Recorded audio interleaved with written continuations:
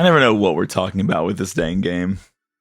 Yeah, there's a lot going on. A lot of moving pieces. And this feels like the hardest game to talk about in a really in-depth fashion, in a way, because of like how many things the game assumes and the way that it gives you information and relays plot. It feels difficult to pry into. It's also kind of the easiest because literally all the source material is just right there for us. Like we can I have been dipping more into the data logs and I'm like, oh, that's actually really sick. Oh, this character, they gave a little more flavor text and he's fucking awesome and I love him. Like, yeah.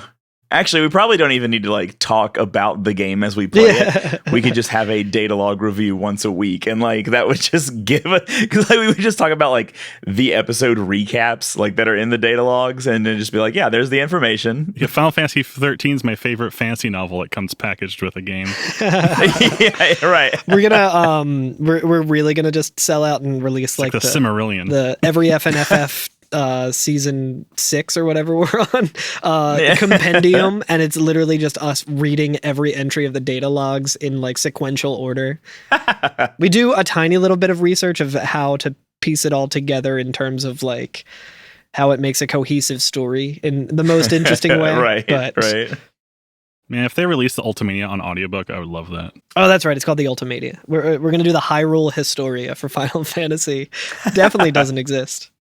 Anytime I'm in a bookstore, I see those and I'm like, fuck, I should probably buy this. This one has 7, 8, and 9 in it. That sounds really good. And then I see it's like $50. I'm like, it's just gonna sit on my bookshelf. I can't buy it right now.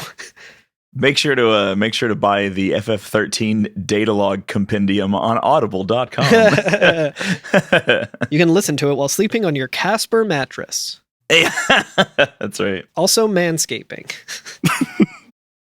We got offers to promote that. Did we really get Manscaped? Yeah. Yeah. I'm not surprised. Dude, I was watching I was at the bar the other night, like just on a date with my fiance, and I was actually pretty happy it wasn't golf for the first time in like weeks, and they had ESPN 8 The Ocho on a real thing. That real? It's a real thing. They did it as it's not just a joke from Dodgeball. It started as that. I did the deep lore dive on ESPN 8 The Ocho, and it started as that. It was just that joke for that movie. And during the pandemic, or like just before the pandemic, they were like, okay, well, we want to do a showcase of more weird sports, so let's just create another channel and let's pay homage to Dodgeball and call it The Ocho. But we were watching this one it was actually the Dodgeball World Championships, and they had like a manscaping like banner on the side, like just off in the distance, because it's like, yeah, these motherfuckers will sponsor anything. That's amazing. They had a sport called Omega Ball, which just seemed like a Fall Guys game where it's like a circle, but it's 3 soccer teams at once. I think that one also had the manscaping thing. Oh, they ripped off Splatoon 3. I got you. Yeah, fuckers. This is the Every FNFF podcast, your premier Children of Bodom fan cast. I'm Alex. So Splatoon 3 looks really good though. Right. Anyway. I'm Carl. I'm sorry. All right. And today, what the hell are we talking about? Lightning the others leave snow behind with crystallized Sarah. As they continue their flight across the glassy expanse of Lake Bresha, the 4 companions spy a large contingent of Sanctum soldiers. I hate it when that happens. I hate it when they bring in a large contingent of Sanctum soldiers. So is that the dialogue that shows up when you load into the game? I'm not sure if it's before or after the next cutscene. Yeah, so like if you like save the game, I think we've talked about it before, but you save the game and you go back in, it gives you a little recap of what happened the last time you were playing. It basically just plays back the last event data log that you unlocked. Yeah, exactly. You can read these in the data logs as well, like literally everything in this game. But the interesting thing about this that I've noticed is that I cannot fucking read fast enough for how quickly these like blurbs come in, because I've been... Maybe your game just loads too fast. It might be that, but I don't know. Well, you get an option. You doesn't load until you press start or whatever. Yeah, I'm not sure. I'm like, did someone fucking install an SSD on this thing so the load times are really good? Like, I'm so confused. All right, you're playing on PS3. Yeah, I'm just playing on a straight up PS3, and or maybe it was just like they kept the speed the same, but when they localized to English, it was a lot faster to read in Japanese. Yeah, something like that. But I've been streaming my playthrough of it as well, so I've been trying to like read, kind of give a little dramatic flair to it, so it's not just me like monotone doing it. And I start doing that, and I'm like, oh no, it's disappearing. I need to hurry up. And then I've been trying to read as fast as possible now, and I still don't read it fast enough. So I think it's just more that I'm Episode dumb 9, Palpatine lives. Chapter 3, Scrappy Doo has been found dead in Miami. Scrappy Doo, the Falsey.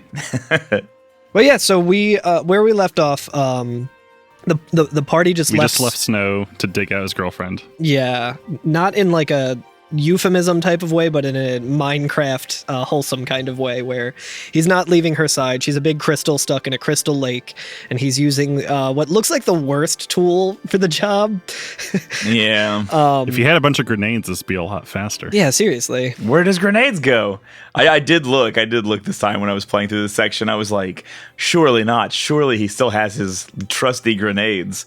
But he does not. He does not. He dropped those. But we also get a prompt that I can't remember if we talked about, but I think this happened once. Like this prompt came up, but it didn't actually effectively happen, where it says battle team changed, and now we have and it shows like arrows pointing, and it says in. So like the people who joined your party now, it's Lightning, Vanille, and Saz, and it shows their roles for the paradigm that they're in. Right. Which is a pretty nice little cool feature. I like that. I think that's cool.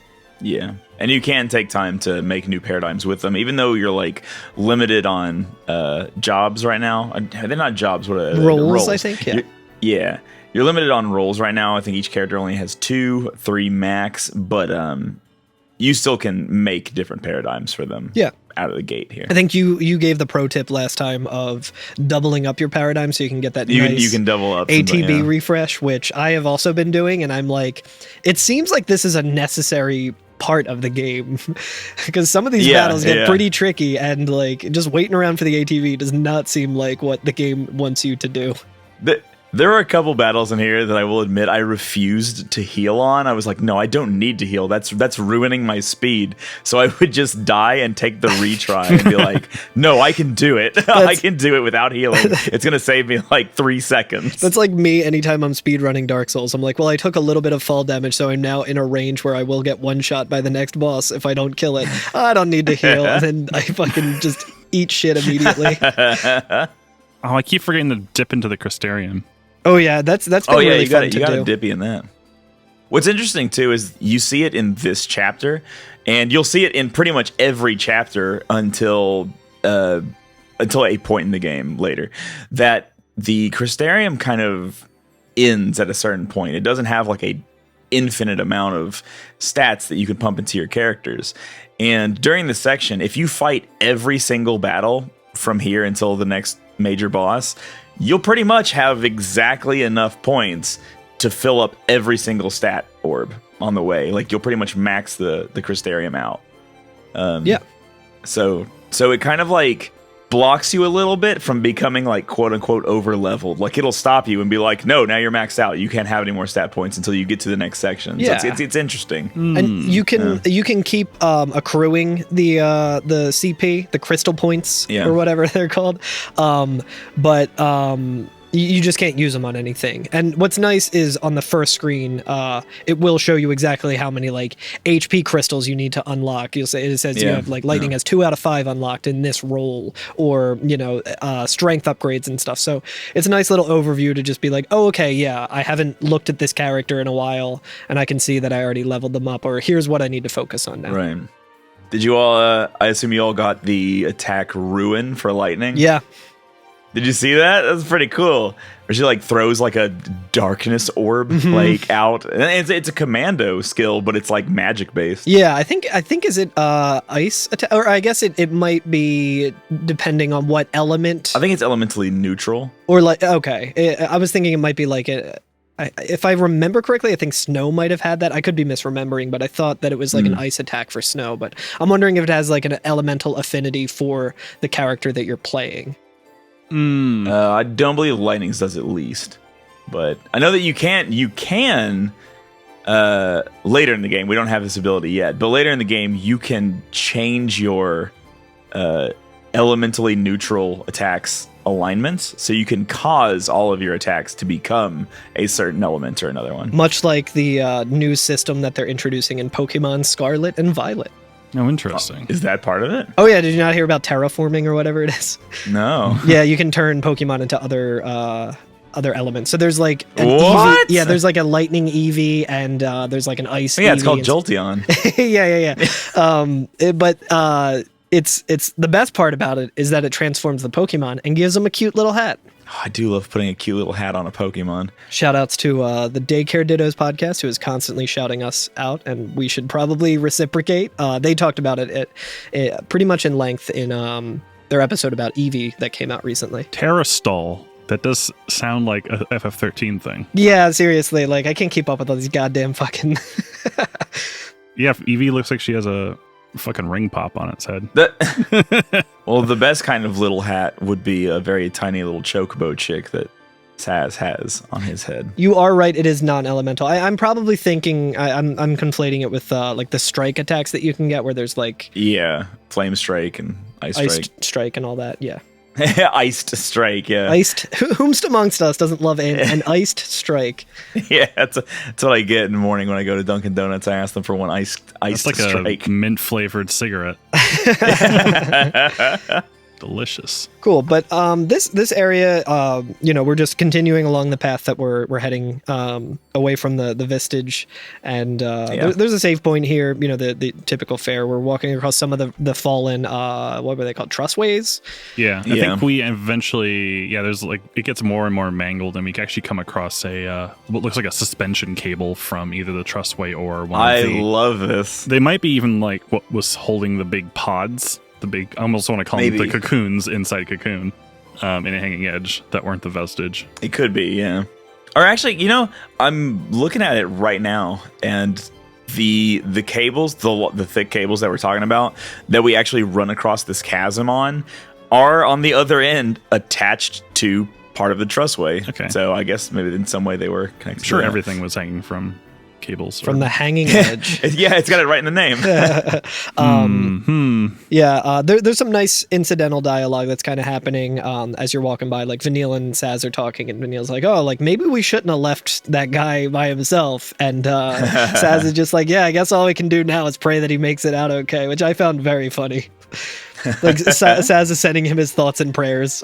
Yeah, well, I tried to get him to come with us, but yeah, true. Yeah. Yeah, I like when we walk across those tubes. There's some incidental dialogue as well, where Saz will go, okay, Saz says, "All right, do not shake the slippery tube. Are we all cool on this? Do not shake the slippery tube." Like as he's running across. It's very funny. And he kind of like goes a little slower. Vanille runs across it. She's like not having any problems at all. Yeah. Most people don't.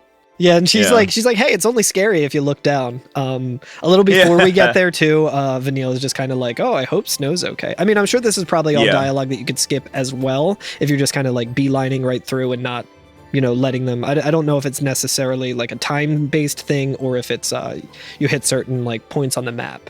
It seemed to me like it was like the longer you kind of idle, or if you're backtracking or something, they'll be like, "Oh, here's some dialogue to like try and move you forward a little bit." Yeah, I noticed later there are some points where like characters will run ahead to investigate something and then say something. Yeah, or hang back too, which is cool. Anytime that's happened for me, usually like I think there's been a couple of instances of them being like, "Whoa, check that out," and you see something cool happening in the distance. But I'm just walking around exploring these mostly empty areas to like get a feel for what the area looks like, and it's just like, "Oh, well, I missed whatever they were talking about." Yeah, they do happen. So we're two walking. Yeah, we can get a couple of items around here as well. There's not really too many like branching paths. Like there's some that like there's paths that are like parallel to one another. The one on the left leads to a chest. The one on the right is further down, towards our destination. Right. Or sometimes, there's off the beaten path. You'll find, one of those. I guess we're saying they're chests, but they're like those item Pokeballs. Yeah, so we get like some gill with bases around base bass, the Brescian bass, the bass, and the Bloodfang bass. Did you guys get the Deneb Duelers? Yes, which are some sick ass fucking guns for Saz. Ooh. Yep. And I think those improve his magic attack. I think so, yeah. All the items here, Yeah. kind of change your build from a physical one to a more magic-based one. Right. Which makes sense, especially for Vanille and Saz right now, seeing as they don't have Commando. Right. They only have Ravager. Yeah, and they look cool as shit too. If I'm not mistaken, these are like the cool yellow guns that he has, where they almost look they're like flare guns. Solid yellow. Yeah, they're real nice looking. This ain't your church picnic flare gun firing, Flanders. Oh yeah, they do look like tasers. Yeah. They're real sick. But eventually we come to another chasm, right? And there's a crashed ship. There's a crashed ship nearby, and if you try to walk across the chasm, you'll find at the end of that little bridge, which is a bridge, is just part of the trussway that's just so happened to have conveniently fallen in between this chasm, right? And if you walk to the other end, there's a giant ice wall that blocks it off, and the party's like, okay, we have to turn around and figure out something else. There has to be some other way to get across this. Yeah, they're like, we are in a video game. There must be some sort of video game type thing that we can do in order to get there. I didn't even walk forward at first. I think I saw the thing that you have to interact with, and I was like, hey, there's an interact button here. Let me hit it. And what you interact with is a fallen, Star Fox ship that's kind of just sitting there. It looks kind of like this swordfish from Cowboy Bebop that Spike flies. Oh yeah. It's like the painted white. But you hit that, and I think it fires a rocket at the wall. It's literally machine gun bullets. It's not even a rocket. Oh, it's damn. crazy how this works. There's two things that are very odd about this. To make it fire its machine gun bullets, lightning just jumps up and hits it with the sword, and then it just starts firing bullets and takes down an entire ice wall. So it was like, those are two improbable things back to back, but that's okay. I'm here for it. It's lightning doing it, so I'm like, hell yeah. It's just like the regiment pinatas that they used to do. You whack it and bullets come out. Yeah, we got a shit ton of enemies. I thought they were gonna try so to many. fix this ship up, because look at this nice little ship that's here. We can dig it out and make it work. And then they're just like, no, I'm just gonna whack it.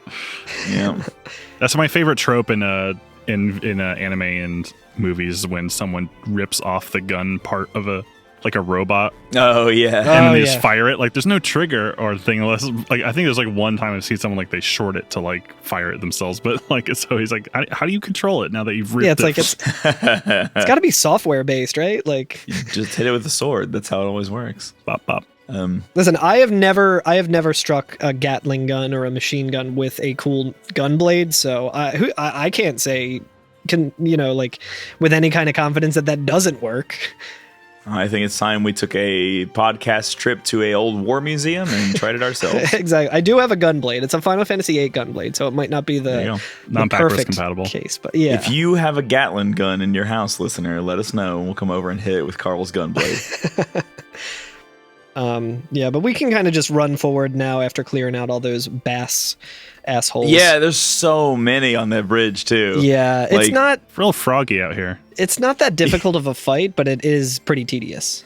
Yeah, they die real quick, but again, if they all of them zero in on lightning, they can take her out pretty fast. Yeah, it can get hairy. I think this might just be another like, hey, do you know how to use the paradigm shifts? Like, it might just be a paradigm check to be like, hey, if you're only in the offensive one, you might have a really tough time with this. Because I know that people do try to skip this encounter on speedruns, and it's apparently an incredibly harrowing one, because of how many enemies are on the bridge at once. So, like, it's very, very difficult to do. Because, like, looking at it, I'm like, there's no way you could do this. But I've seen people do it before. Where, like, I think this is like a camera control one and stuff like that, too. Oh, that's pretty sick. That's awesome. Yeah.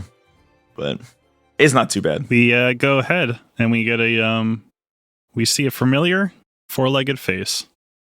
That's not how that goes. It's the Alpha Behemoth from Hanging Edge. Oh, that's right. Oh yeah, it's like the same one. Behemoth. I'm not sure. I don't remember what color the last one was. Yeah, this one's green. It's got like the military green going. You can back attack it, which makes this battle very different. Yeah, if you back attack it or get the preemptive strike, that just probably immediately fills up its stagger bar, right? Pretty much all the way. Yeah. But we get another tutorial on battle commands. This is okay. So we fought on Hanging Edge the Beta Behemoth. That's the Beta Force, remember? Mm-hmm. And this is the Alpha. Nice. Okay, got you. Big boy. We're making our way slowly to the Sigma, who is the most powerful of them all because he reads books. It's a behemoth for classes. But yeah. So this tutorial will teach you about Libra and the Libra scope, which is a technique. Actually, it teaches you about techniques in total, right? Like it also tells you what that just is. the whole technique system. So with techniques, there's a whole separate bar for it. It's not like ATB. Yes. It's underneath it. There's, I think, around like 5-ish like segmented parts of a meter that allow you It's a toilet paper bar. yeah. TV bar. It lets you use certain techniques that will expend some of that meter. It's kind of, it rewards you for, I think, saving up more because the first few bars are much smaller than the later bars, I think. So I think it's more so it takes longer to accrue enough of the meter because the meter fills at the end of a battle, I believe, right? Or if you're using certain attacks. I believe that's right, but I should look that up. Actually, yeah, that would make more sense if it was just like, oh yeah, it's easy to accrue 2, but like you're gonna have to like really wait a long time for the extra like 4 stack up. Yeah, and the bar is only under the party leader's name, so it's not like every single person, which, I mean, makes sense. We only have control of the leader. I was just thinking like, oh yeah, we can't for Saz like use a technique while like, and then I'm like, wait, I can't do that with any of the characters, so of course. Okay, so at the end of battle is when you get your TP back, and it is a function of your rank and the level of the enemy. Almost like a, I don't know, disposable experience. It kind of, yeah. And then, yeah, you basically just build it up. You just feel you whiff a couple punches on knockdown to build meter, so you can do reuse special Hadoken. That's a good joke. You just have to trust me on that one. I understood that. But yeah. So basically, as you do well in battles, you accrue TP, which allows you to use these special one-off abilities that once you're out of TP for the battle, you're out of TP for the battle, and that's it, right? Yeah. But they're like kind of little weirdsy things, and if I don't remember exactly, but I don't think there's very many of them, and I think that a lot of them we accrue halfway to the end game, like a little bit later. Right now, I think Libra is really the only one that we have. I believe Quake is in there. Like later, we actually get like an Earth attack, and I think Quake is a technique instead of a skill. I know so far we have only seen Libra, which is, it's useful. It gives you more information about the bosses. And like we were talking on a previous episode, if you have more information about an enemy, your team will also have more information about them. So they'll be like, oh, it has this elemental weakness. I'm going to focus this magic in this role on them. Right. Which is very handy. Yeah, so it makes the scan technique or the Libra technique from other Final Fantasy games even more useful here. It's not even just like, oh, well, I can just look this up on the wiki and know exactly what I'm up against. Like, you actually want to use this in a lot of situations. So y'all have any trouble with this? No, I got the jump on it, so I was able to get its stagger gauge all the way up pretty fast, and after that, I was able to take it out before the stagger gauge even went out. So it was only a couple seconds long battle. But I know that it can hit like a truck, though. It can fuck you up. It has a charge attack that I don't think I saw anything with. Because I was able to just get him into stagger. I did not get the preemptive strike, but I was able to get him into stagger and take him down before he could actually get to 100% of that charge attack. Mm. How about you, Alex? Did you have any trouble? Not really. I don't actually... No, I don't know. I don't remember how I did. So... once it charges all the way, it will go into a mode called Extermination Mode, which allows it to use the attack Heave, which will do enough damage to just one-hit KO a party member. I think we've seen, not just in other Final Fantasies, but earlier we may have seen the Heave weapon from the beta Behemoth, which did a lot of damage then as well. Yeah. But yeah, this one can't do it until you get there. Thinking of it from 10 when they fling you up in the air. Now I do know, so we'll have to keep an eye out for it, because I know that Extermination Mode does different things for different behemoths later. So interesting. Probably in the future, instead of like just nailing through the battle like I've been doing, I'll probably actually want to kind of like wait and let enemies do their thing, just so we can talk about it more. Yeah, I'm gonna try to do that too. Good. But yeah, so he goes down. Not too big of a deal, especially if you get that stagger. You get a begrimed claw. Yeah, you can also get a way I really like to describe things. You can also get a bestial claw, but that is like a Ooh. 5% drop. Oh, Or nice. bestial, I Nice. guess, maybe. Yeah, I don't think I got that. Yeah, I mean that's the rare drop. You're pretty likely to get the begrimed one, but I yeah, gotcha. it's just a one of these like upgrade materials, presumably. I think Old grimy. old grimy, as he liked to be called. But right after this, there's another cutscene. Yeah, we come up to a precipice and see this very shiny looking ship. I thought it was another fucking vestige at first. I was like, what the fuck is this? Is that a fal'C? Is that a vestige? But no, it is a ship. It just Very is golden shaped very odd. and a lot of curves on it, which makes it seem very high upper class. I don't know. It looks very important. It's wild. Yeah, you're right. It's golden, and there's parts of it that are kind of like translucent, and those translucent sections have like red runes scrolling around on them. It's very interesting. Yeah. It's kind of like a magical circuit board. Yeah, Or giant solar panels that are kind of shaped like parts of like a vinyl record.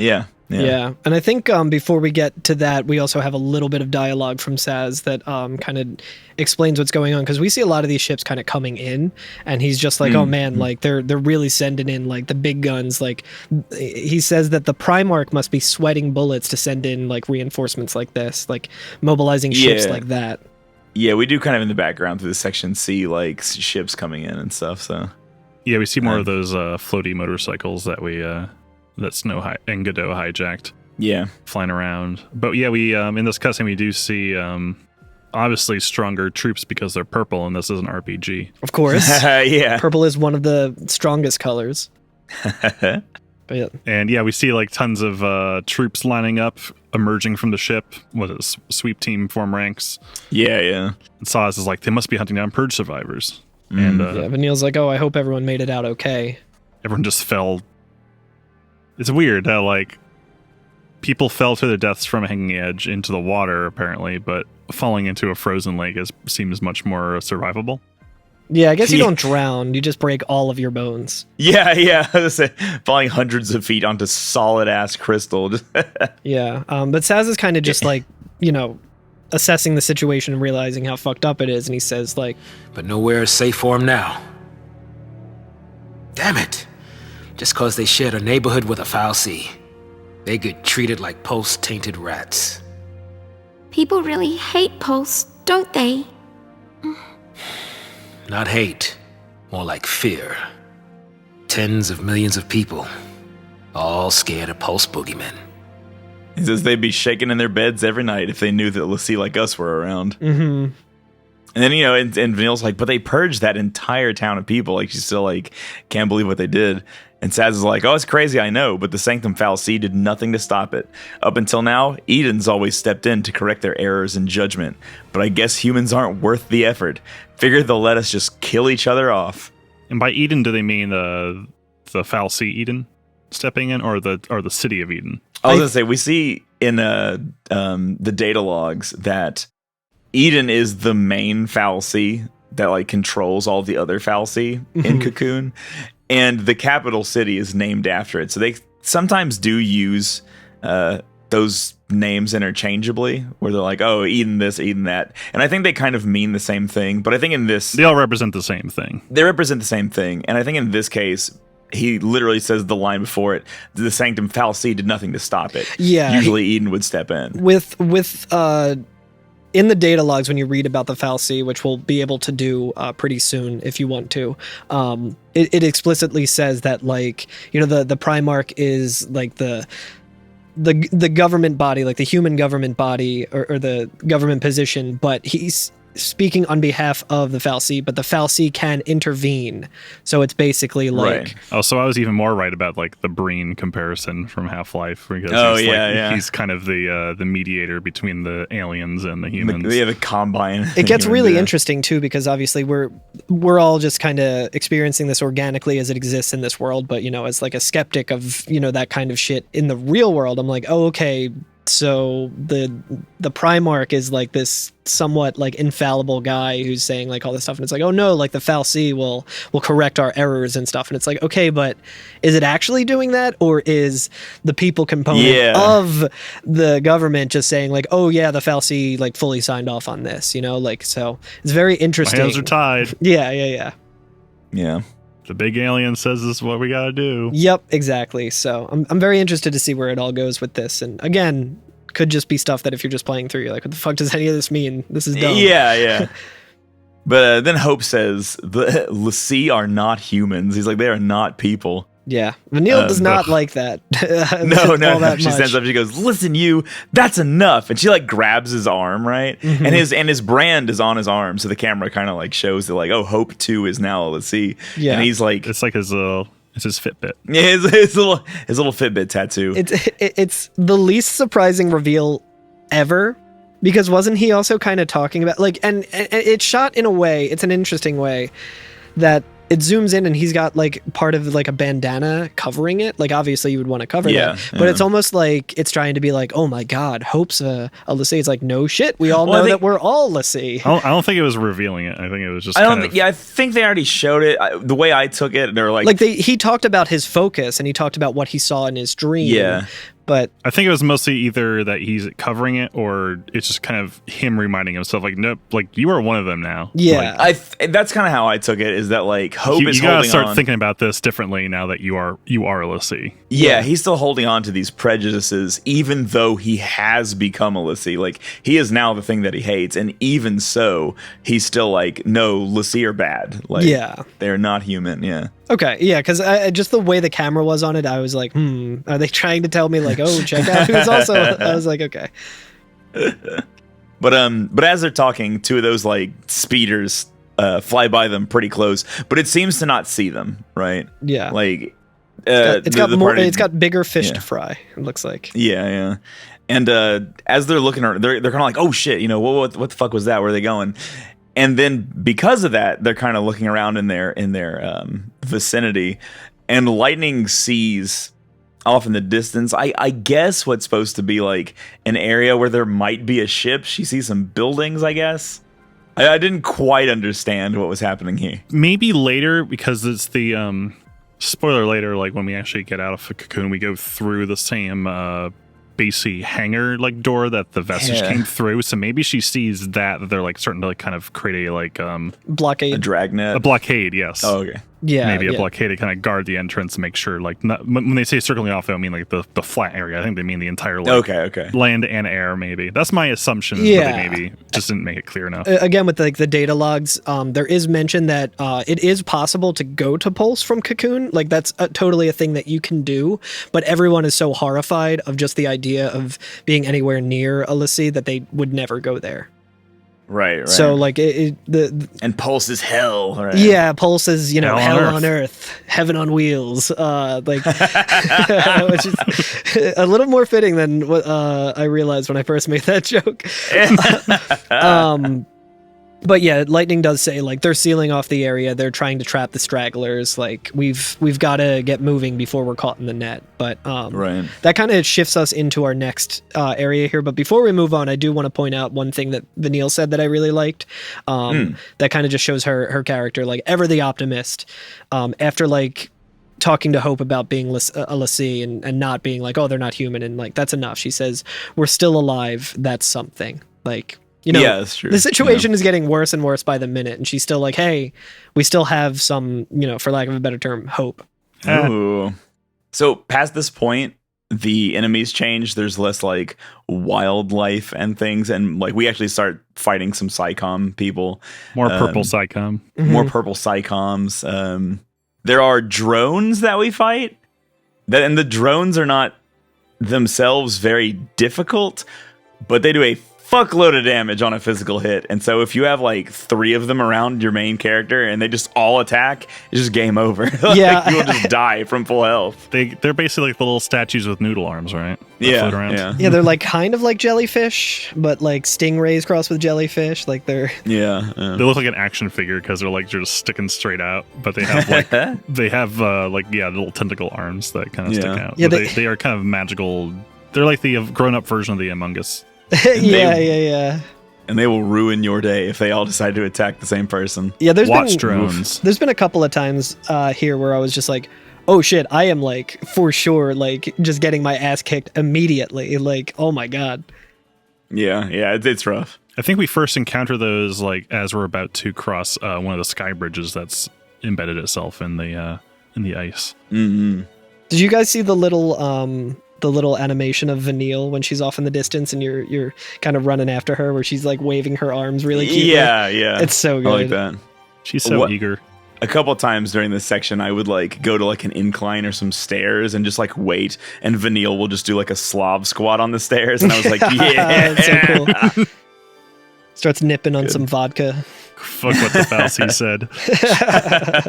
I think after the sky bridge, we do a cool kind of cliff climbing segment, right? I love this cliff climb. I think it's really good. There's like different paths up, which is really fun. Yeah, there is. And if you go the right way, not as in like the correct way, but like right as opposed to left, if you take that path, the eastern path, the right leaning path. Yeah. Saz will be like, why did we take this way? This is the longer way. He's like, I'm not young. I can't do this. I'm getting too old for this shit. Like, yeah, he says he goes, I'm too old for this. Yeah. Love it. It's funny. But there is an extra treasure chest up there that I just think has some like gill or circuits or something. Longer way always has rewards.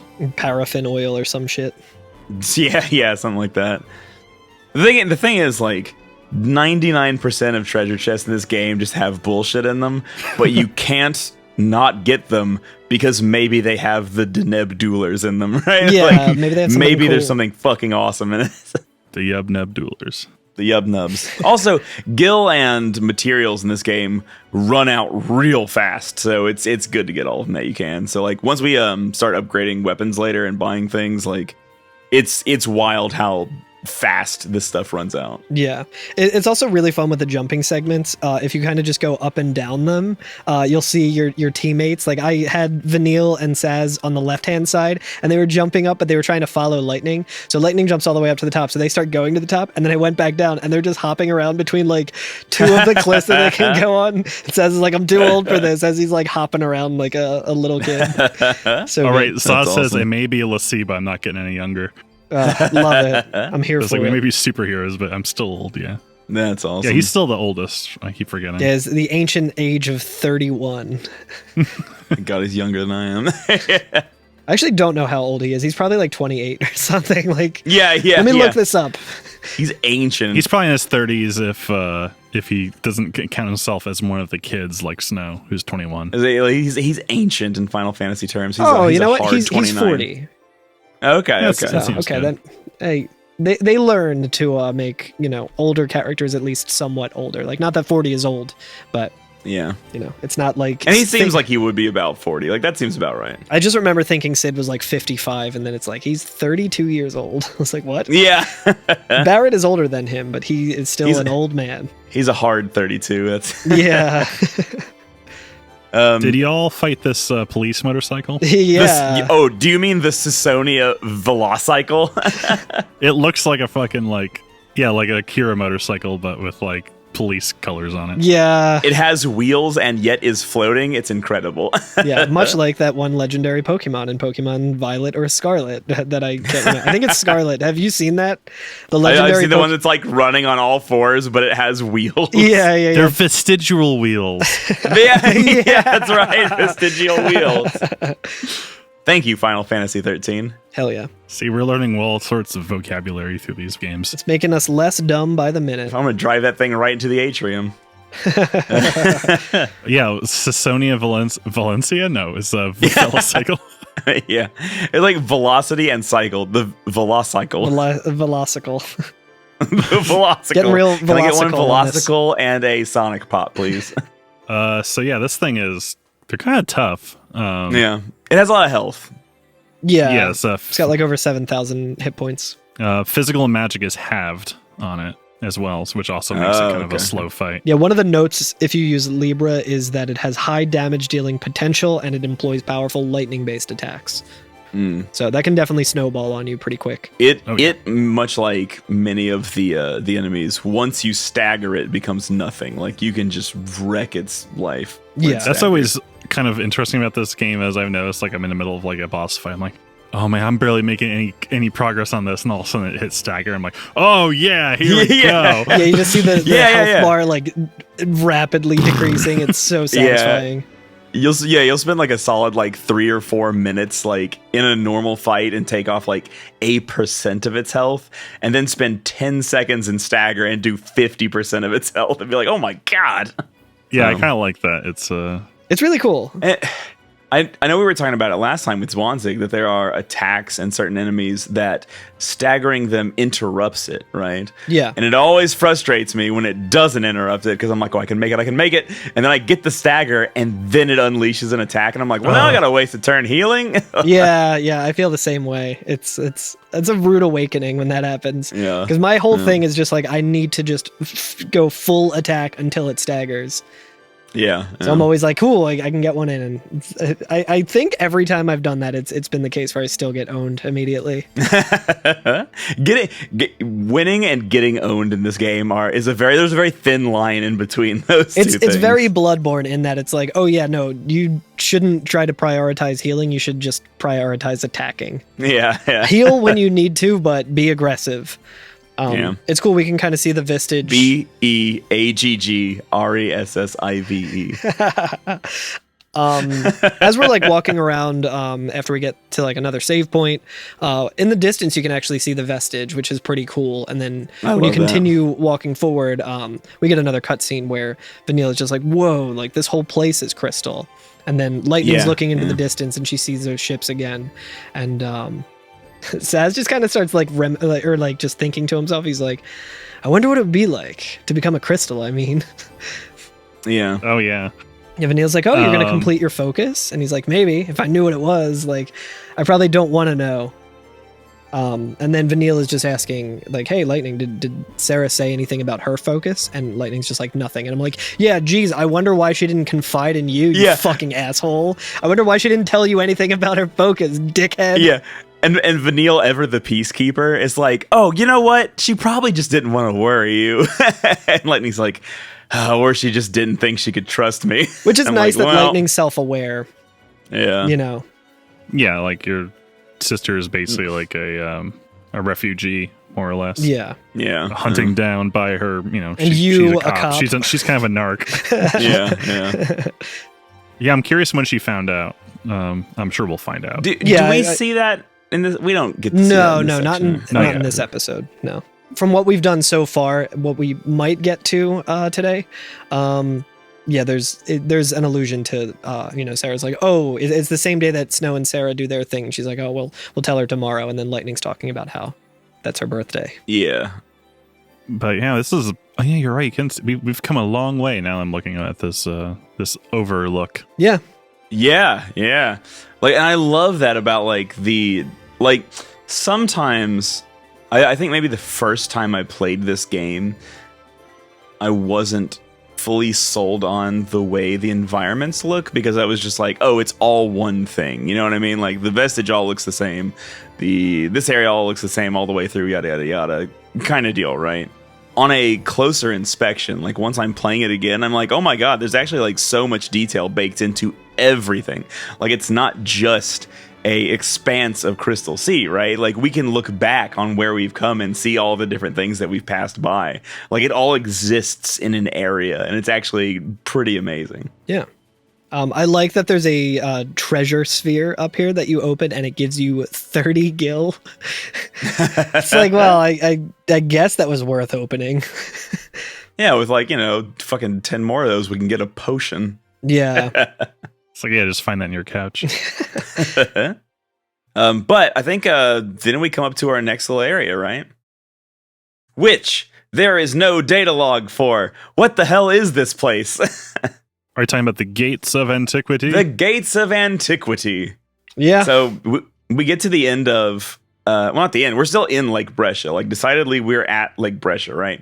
But I think I didn't understand it earlier. I think Alex, you were kind of saying that maybe this is maybe this is like the exit to. So actually, I noticed this because as we're approaching the gate, it looks like there's big ruins of like this old ancient temple.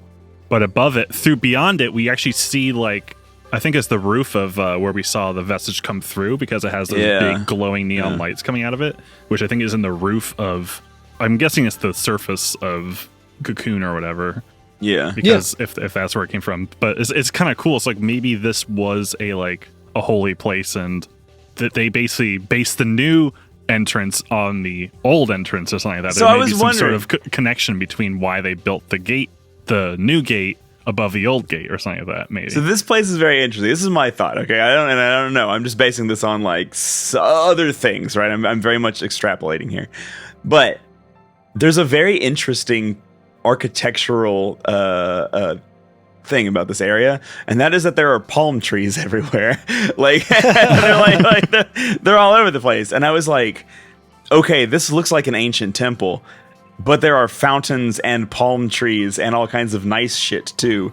And so I'm like, okay, we know that the hanging edge hasn't been used for years, but years could mean anything. That could be like a decade ago, right? So like in my head, I'm like, oh, this is just like JFK Airport that hasn't been used for like Is it a dead mall? Right? It's a dead mall. I was basically like, oh, it's a dead mall. Okay, I see what's happening. Well, it is here. also ruined because Saz points out that even the fire has frozen. So Yeah.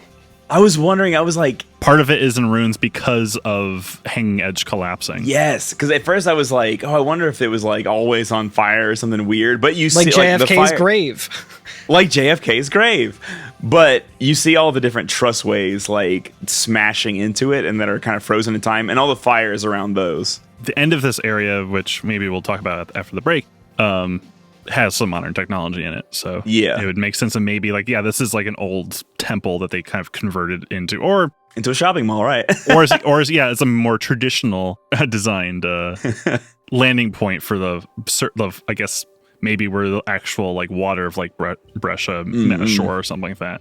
To get to the end of the area, you have to go around the Auntie Anne's pretzels and then through the Spencer's. Yeah. You get to the end of it. It's a shame that this mall failed, because at the time when they built it, they had high hopes that having the anchors of it be B&W Outfitters and Unicorn Mart.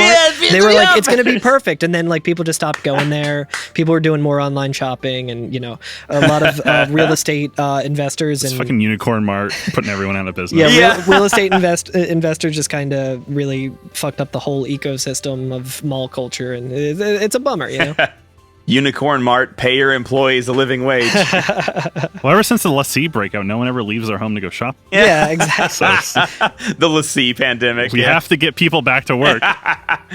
Oh my gosh. The music here is fantastic. Oh yeah, it's very. It's like super upbeat, and there's like I don't know if it's there's like lyrics, but I don't know if it's like a yeah. It's really it good. reminded me of the Jungle Temple level in the first Sonic Adventure. I would probably have to hear that music again. I don't remember it offhand. Anytime I think of Sonic Adventure, I just think Afro influenced. But yeah, I'm wondering if It's got a cool vibe to it where it's not oppressive sounding. Like it's really chill. upbeat, and like I want to listen to this like getting ready for the weekend, like getting excited to actually to you chill. know what? We've mentioned this. Like this game is very like intense and dark in a way that it's always just like worse things getting worse, and that's just kind of how FF13 goes, right? But all of the music has just been like, oh, nice, yeah, having a good time with this. Like this is a nice jam, and like it makes a very like interesting feel to something I've never really like felt the same playing a different game before, because I feel like another game would put something intense. They'd put like the big heavy like industrial drums, right, for like running away. It's cool how much it kind of goes between like very traditional orchestral and even some like industrial metal type of elements, but then it goes in these like really ethereal kind of tonally ambivalent or uncertain vibes, which Masashi's really good at the textural stuff, as we've heard. Very good at that. Really I feel like good. it's kind of interesting too, because like I think that Masashi Hamauzu is best at that, and so sometimes I think he plays to his strengths rather than normalcy. Like a thing that would be usual, like what you would expect a composer to do for a certain type of scene. Like instead of trying to emulate that, Masashi Hamauzu is just like, no, I'm good at this thing instead, and then does this thing over here, and it actually makes it better because you're like, oh, I trust him with that kind of music. He's good at that. Yeah. So it's very cool. I really like it. This game is very fun to play in headphones, I think, for that reason, because you really get a lot of the stereo scape of the music. I've been playing this one with headphones because I got a better capture card, so there's like no latency, so I can just kind of like experience it all like from my computer, and it's been extremely nice. It's very nice to not have to listen through headphones that I'm listening to while streaming, and also like whatever's coming from the TV or the monitor that I'm playing on.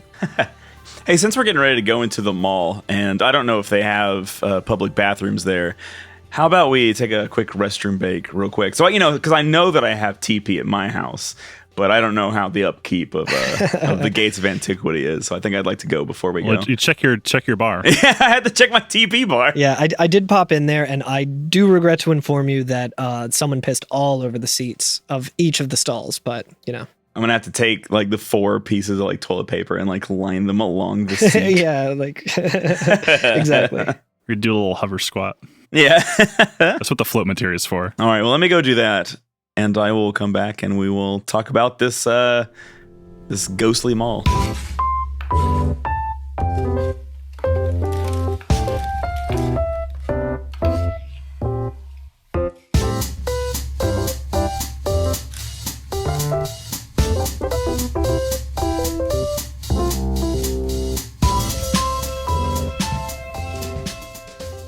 We just got to the Gates of Antiquity, baby. Hey, baby, the gates. Yo, guess what the first enemy in the Gates of Antiquity is? A mall cop. The mall cop behemoth. Paul Blart.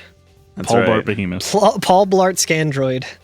It's my favorite Radiohead song off of OK Computer. But yeah, it's another behemoth. We can take it out pretty quick. But again, it's not bad. If you the amount of time it takes to go to the side and get the treasure chest for the 600 gil and walk back to the main corridor where the behemoth is about enough time for it to turn around and face the other way, so you can just get a preemptive attack on it. So Nice. It's where the bathroom would be in the mall. So the bathroom would be in the mall. Right by the entrance, yeah. Yeah. Right next to the Orange Julius. It does not actually look like a mall, but I am having a good time calling it the mall. Yeah, it is dead like a mall, but Yeah. the last time I went to our local dead mall, there was also fire that had been crystallized because of no use. You're like, oh no, somebody around here has fulfilled their focus. It's pretty interesting that Saz says, what's that? I think I recognize it from somewhere. So I'm wondering if he's just talking about the structure itself or Yeah, something what is that he he sees talking in the about? structure. It's I thought he was talking about the behemoth at first because he's I recognize that guy. that from somewhere just a little earlier. I remember it like it was yesterday. But yeah, we start off just running up some, rocky stairs, like the Philly Art Museum, Yeah. which is pretty nice. There's no Rocky statue. Yeah. Hero of Philadelphia. Digital circuits. Find those around. Yeah, there are digital circuits at the top of the stairs to the right. But this place is swarming with watch drones and more Psycom purples, right? Yeah, there's tons Yeah. of Psycom guys. There's also more of those, oh god, what are they called? Drifters or something like that. The Yeah. The Halo, the the jetpack boys. the Halo hunters. Yeah, we fought them on the Sky Bridge the first time. Yeah. But there's like a golden or kind of different colored one this time. I recognize from the side they actually look kind of like a praying mantis, but swole. Yeah, jacked. Yeah, like one of the Ultra Beasts from Pokemon. Exactly. It's the Crusader. I think this is where I immediately started getting my ass kicked, and I was like, oh, fuck. Like, Tilters. Tilters. It is a tilter. Is that's not the name of the enemy, but that is the enemy type. like subtype or whatever. I Yeah. love how just weird the categorization is of this. We fought the Myrmidon in Hanging Edge, but now these are the Crusaders, That's which right. are kind of gold and orangey looking. Mm-hmm. Now, interestingly enough, they are 7 levels below their Myrmidon, but they have 7 times as much HP. Yeah. And they're more difficult. Also, interestingly, different enemies stagger at different points too, which is just a thing I'm noticing that like the Myrmidon would stagger once you got it stagger up to 110, and this one will stagger once you get it up to 200. So it's actually different for It's like it's poise. yeah. Different enemies have different poise. Makes sense too, because I think at some point we also fight some like regular Pantherons that we've fought a million times, and we just make absolute short work of them. So it makes sense that their stagger bars would have to be a lot higher, just because we're dealing a lot more damage now. And if we've dipped into the Crystarium or whatever it's called, we can definitely be outputting some DPS. I kind of like that they throw old enemies every once in a while to kind of remind you how much stronger you are now. Yeah, it's always nice. It's always very empowering. Because sometimes you have no idea until you go back to an old area and fight old enemies. Yeah, that's true. So you have no sense of progress. It's nice to reflect on how far you've come. I agree. Yeah, like that Saz says, those will be our cold-blooded beasts, I take it. Like, I can't remember if that's in reference to something, if someone used the term cold-blooded beasts before. I don't think it is. I think he's just saying I think that's just him talking. Yeah. Yeah, the architecture of this place is really cool. It is. You're winding around like all these ruins, or at least newly ruined, because there are parts of the Trustway just kind of hanging out. Yeah. And inaccessible palm trees. Damn it. Yeah, I'm curious if were those palm trees frozen before? They're just plastic. They actually They're just decorative. Yeah, actually, they're like lawn ornaments. Yeah. That's interesting. But yeah, as we're climbing up different steps, the framing of that the kind of ceiling gate that the vestige came through is constantly framed and kind of implying that is our destination, our way out of here. Yeah. And on the mini map, we can also kind of see that as well. Our party's kind of running ahead on their own as we dick around and try and open chests and fight more of these tilters. Saz and Vanille just don't understand the value of 300 gil in a ball. Yeah, and however much CP you get from the ends of this fight, which can be pretty significant, because I actually found out that this area kind of becomes a nice place that you could farm if you wanted to. I didn't want to spend too much time farming. And it's also kind of not worth it, like we said, because you hit the end of the path pretty quickly. Yeah. But I think I just did every battle on the way here, and by the end, there was nowhere else to go in the Crystarium. I had done all of it. Yeah, I think there was a couple, like it might have been Saz or someone that I still needed a couple more level ups for. And I was like, well, fuck it. I can just go through this one little trigger here and respawn all the enemies and fight them. And it was also fun to just kind of get a little more used to the battle system as well, with the paradigm shifting into one that I'm already in to get the ATB refresh and all that. Yeah.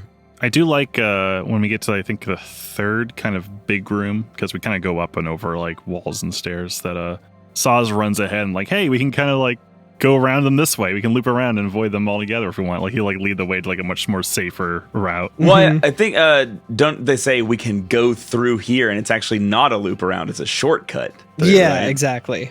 That part might be later, because before in the beginning it's like, hey, why don't we just loop around and make things easier on ourselves? And it takes you up this little upper catwalk, and there's only like a few SciComm guys, and you can kind of drop down. Oh, I'm sorry. That like you can drop down behind the Crusaders and just outrun them if you want. That's true. That's true. There is a section like that. Yeah, it's like an open area. Yeah, there's like a little vestibule that you can kind of another atrium.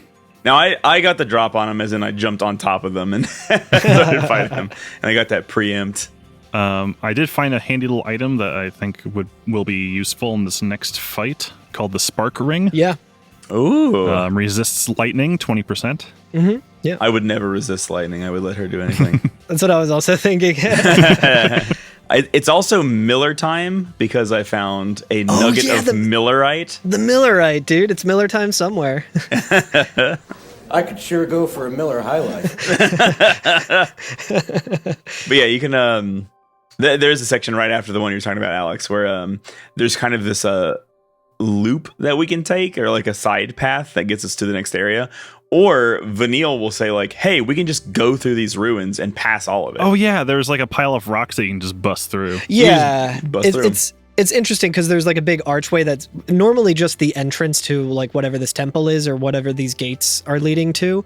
Right. But because of the destruction that's around, there's a bunch of rubble there. So normally you would see that in a video game and be like, oh, we can't go through here. We have to go around, and here's the way around with a bunch of enemies that I can see on the mini map. But it's like, no, you can just go through here. Yeah. You can just hit enter. And I went around and I was just like, well, I got to explore everything before I progress forward. And then you can actually, once you get around, you can go back the other way and just go through. And right here where it like, kind of tilts down and shows like lightning, and it's like it kind of hovers there for a second and shows you like as you're about to go through it, and then it goes to black and you're in the next area. And it was like, oh, they didn't really add a cool animation or anything. They just like waited a little longer to make it more dramatic.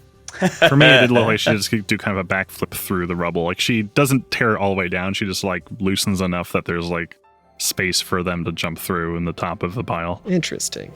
I don't know. Maybe you somehow found a cutscene skip or something.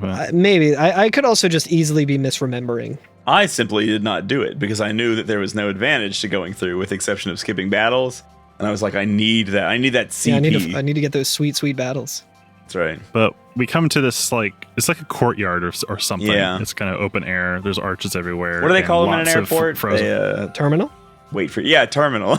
We come to the terminal. But it looks important because there's lots of frozen fire everywhere. And again, we see the blue glowing ceiling gate on the horizon. There's not really a horizon. Wherever the horizon would be. Yeah. The metaphorical horizon. Sure. And understandably, like, Vanille is enamored and is running off. Yeah, and they're like, don't run around. And she's like, oh, but I want to search around. I want to explore. Yeah, And, like, I love that. Fucking lightning just like rolls her eyes. She's like, oh my God. Kids. And then, like a lot of Final Fantasy games, we get a few foreshadowing, like, first-person shots of something flying around Yeah. above. It's about to swoop in. Yeah. And something indeed does swoop in on us. It's one of those pterodactyl things we saw in the first cutscene when we approached Hanging Edge, right? Yeah. I don't think we fought one yet, right? Like, this is the first time we've seen one. We fought one in Final Fantasy X with Yuna. It's a Garuda. Oh Yeah, Garuda. They have their own valley. It has a cool flamenco guitar style theme that we'll find later. It's a really wild design. Like, it's like, it almost looks like there's really no way for it to land because there's no feet. It just looks like it has like a hand-shaped wings, a front mouth, a bottom tentacle like thing, and then apparently there's also a mouth on the back on its ass. So it has two mouths. Damn, what that mouth do? and boy, what that mouth do. It gives new meaning to the term eating ass. This ass eats. You ever see an ass that can take a bite out of you? Oh, that's good. And strangely enough, we start another little, I guess this is a boss fight because it has two faces. Yeah, and it doesn't give you... it has an Ava-shaped face, I realized, too. Yeah. Yeah. Purple. So like you were saying, it is two-phased. The first phase is very, very simple. It's just stagger it and kill it, right? And then there's a smaller cutscene where it kind of flies away a little bit, and the party chases after it and then engages it in battle once again, right? Yeah. It does a lot of lightning attacks. Mm-mm. Which is why I was like, oh, I'm really glad I equipped that spark ring. Right. Yeah, I don't think I did. I just took a gamble. I was like, they must be giving me this for some reason. I definitely think I called that out too. I was like, I wonder what the next like big enemy is going to be using for them to give me this right here. I had no idea because I'm a big dummy. I like how like when we were making our way up to this, there was like just a quick little cutscene of our party like discovering this and stuff, and like Saz is just like trailing behind and like really out of breath climbing the stairs. He's like, I'm like, yeah, I relate to that. Based. The escalators are out. Yeah, right.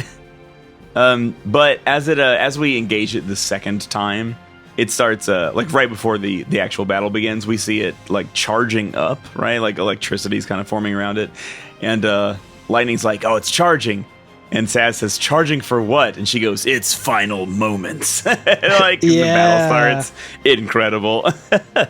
It's pretty cool. It is like completely like sizzling out. Yeah, and letting off tons of lightning based attacks. And there's a few times where I think once I staggered it, I had to immediately switch over to Solidarity because it was starting to take out quite a bit. Its attacks are pretty strong. So this is what I was saying earlier, that like also it uses barrier. It looks like it does. It uses barrier. I was gonna say earlier, this is what I was talking about, where I was like, some battles you can knock them out of their special attack, and then other ones, even if you stagger them, they still get their special attack off. So it was charging, it's getting very close to doing its attack, and then I staggered it, and then immediately it just used Hellstorm Bolt. Like, just, oh no. I was like, what? Come on. I deserved that. Like, give me something. You have to give that to me. Give me something here. So, but it wasn't too bad, though. Oh, hold a second. Let's see what the text on its wing says. It just says cocoon.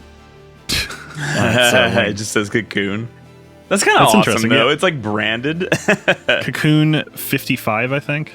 Oh, that's kind of cool because like what we were talking about, how like the wildlife in this world is like mechanized and then used for like weapons. That kind of like that feeds into that idea that like they have these wild animals and then they literally like brand them with Just like cocoon 55 to know what they are. Immediately subjugate them for their own evil purposes. Not saying it's based or owned, but I am saying it's good design. yeah, that's really nice. So at the end of this battle... Oh, 22, my bad. Cocoon 22.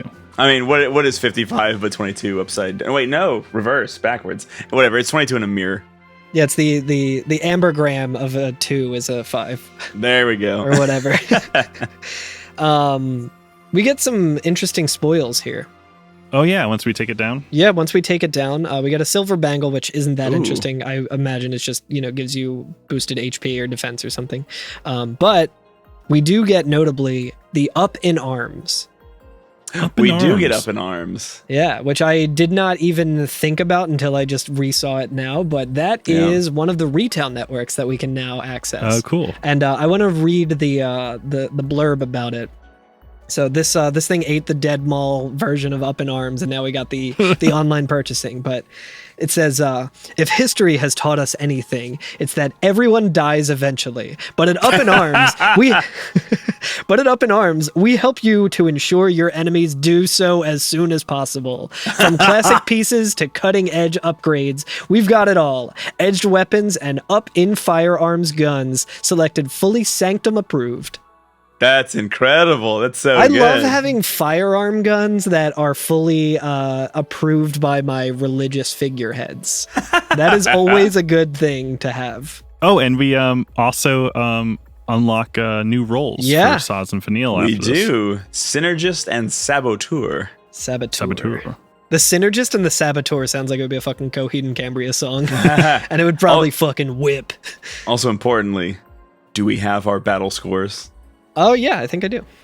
Oh yeah, I do. I forgot to record it last time, so I was like, this time I will not forget. I will have my battle. This is actually the main reason I'm like using my Xbox controllers, because it just has a screenshot button built Oh, into it. nice.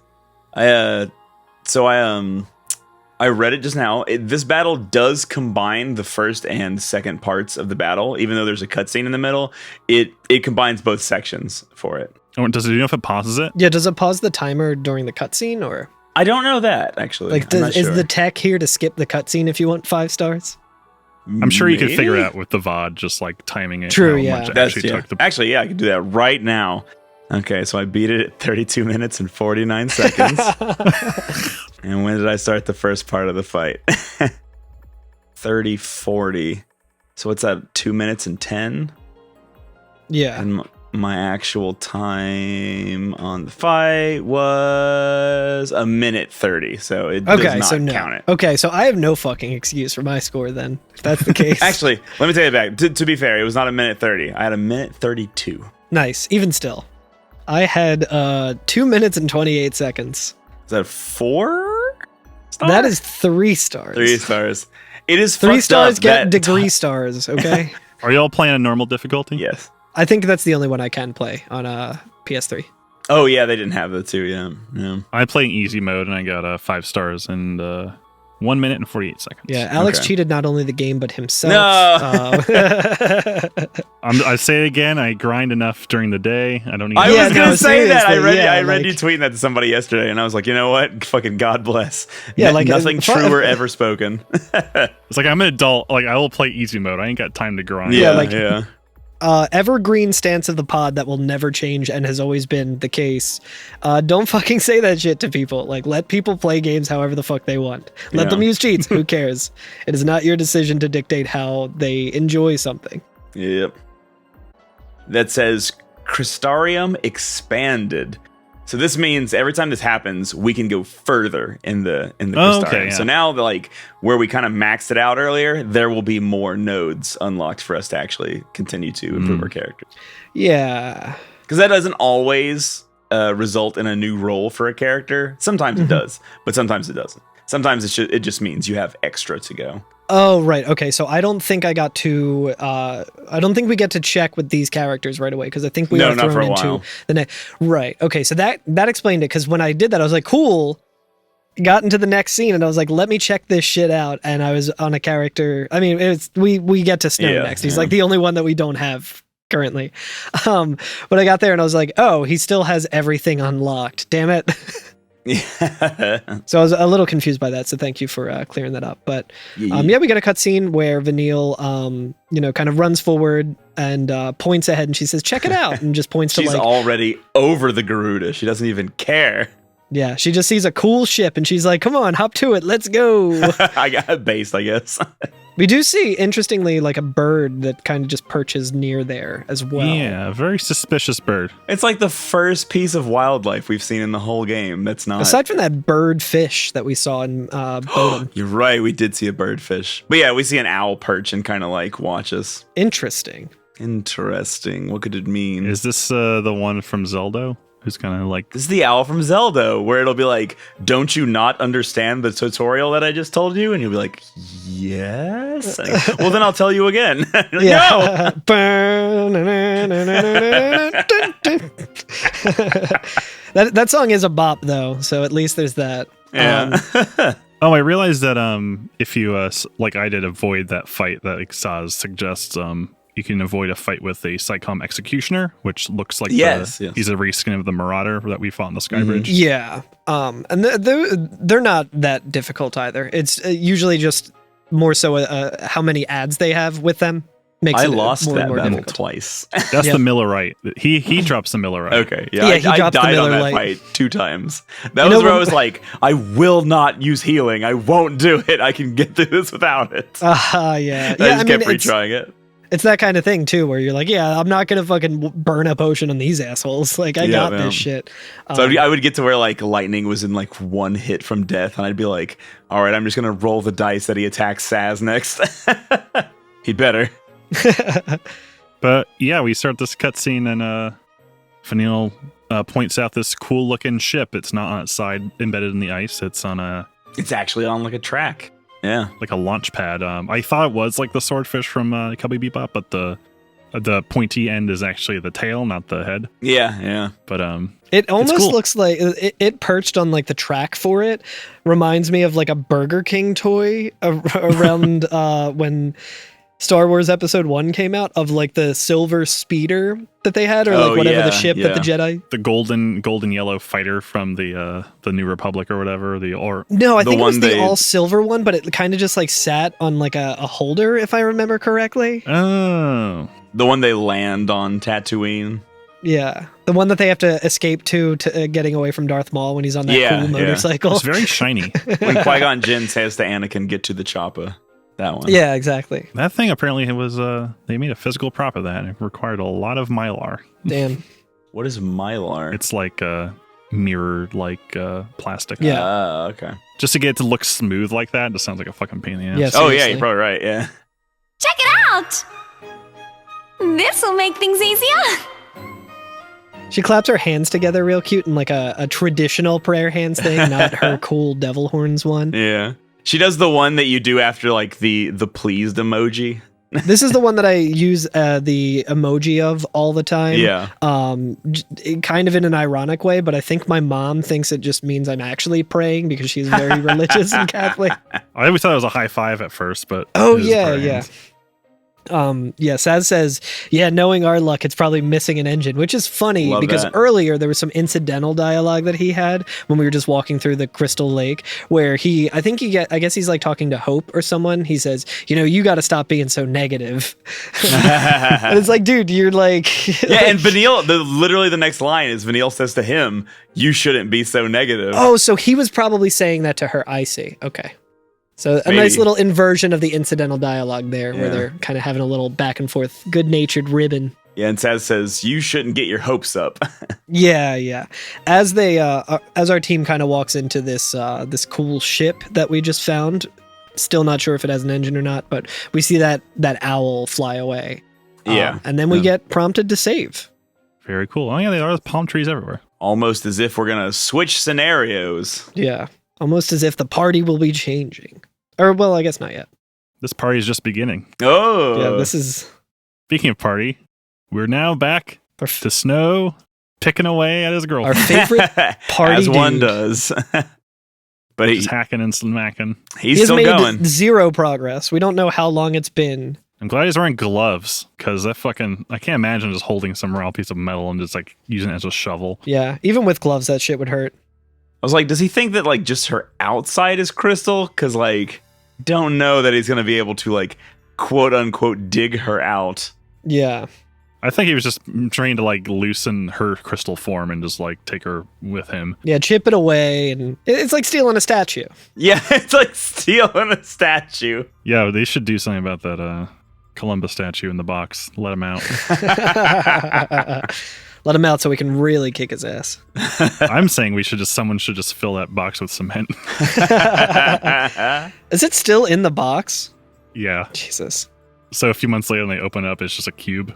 They have to, The perfect grind, dude. chisel the statue.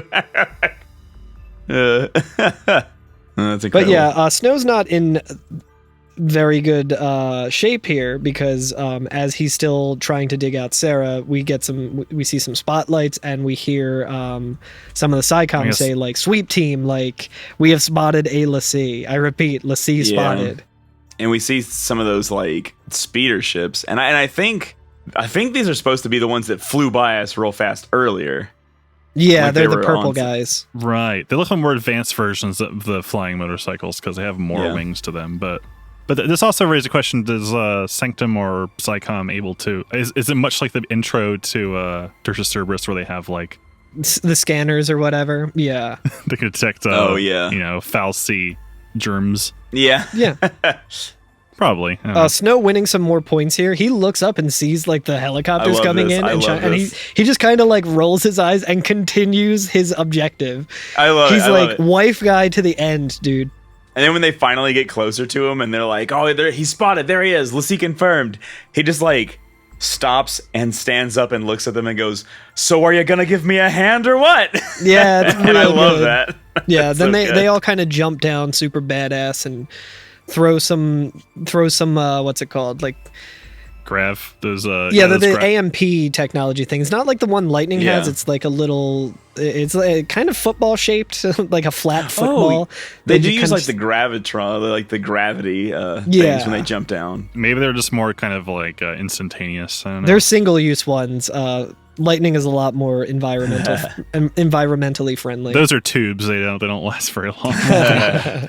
She uses a solid state amp. But they aim their guns at Snow. And one of them says, "Commencing cleanup protocol." And he's like, "Well, cleanup? Well, then let me help." And he like throws his like weird implement at one of them.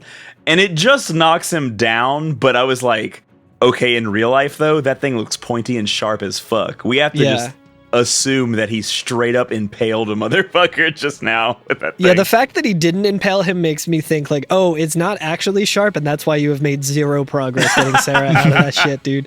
Or it was sharp and he's completely dulled it out. Oh, by yeah, using- probably so. The way they fall over too is a little anticlimactic. Like it's realistic Yeah, looking, yeah. but in the sense of like all of the momentum that this thing was thrown with, I was expecting like a bowling pin noise or something. Like it was like really intense.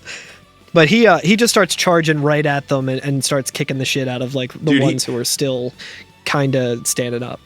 Yeah, so we get into a battle, and the way the battle begins, like the last scene that we see, is almost like POV of one of the soldiers, and like Snow jumps on him, like on top of him, and has like one hand on his like face or something like that, and he's like getting ready to beat the shit out of him with the other one, and the battle begins. It's fucking awesome. Yeah, we see a couple more soldiers land in their like grav orbs. Yeah, little grav farts. Do y'all have anything interesting to say about this battle? Because I do. I'm curious because I watched Carl do it twice if it matters if you win or lose this fight. Okay, I was gonna say because I fucking died. Did you have to do it over? No. Cool. Okay. I'm rewatching now. I saw Carl. He was about to die and then did a potion just as the battle ended. Oh no, I straight fucking died. and it, like pretty early on too. I was like, I don't need to heal, and like the first couple guys just killed the shit out of me, and I was like, oops, and it just went on to the next cutscene, and I was like, hey. It felt like I died the first time, but I'm like watching back now, and I had 64 HP, and then someone hit me for only 34 at an end of the battle. So I wonder if there's like a threshold of HP, like if you get low enough, it doesn't kill Snow to give game over, but it proceeds the thing. But I had to do this a couple of times because of what happens after this.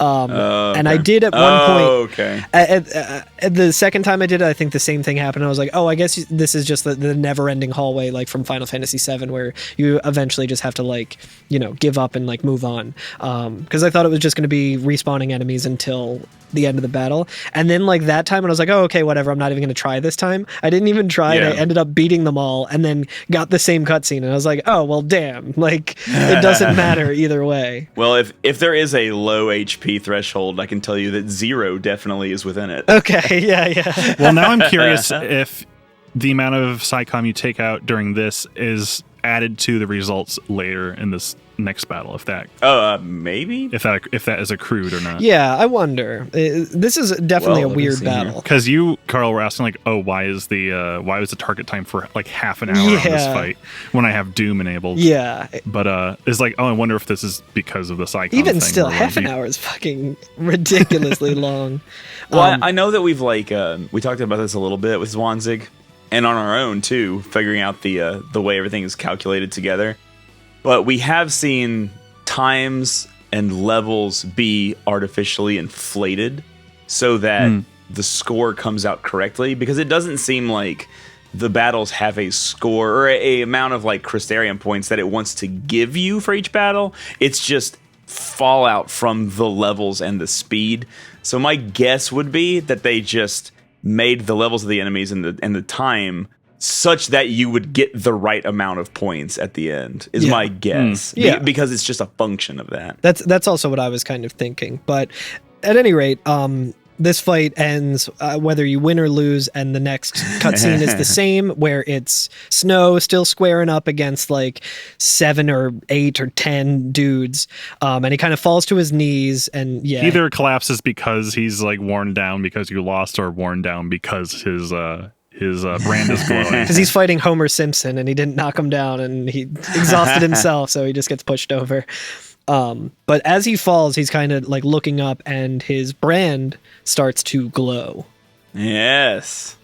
And they're all kind of freaked out by that. They start backing off as they see this, and as well they should. Out of it, a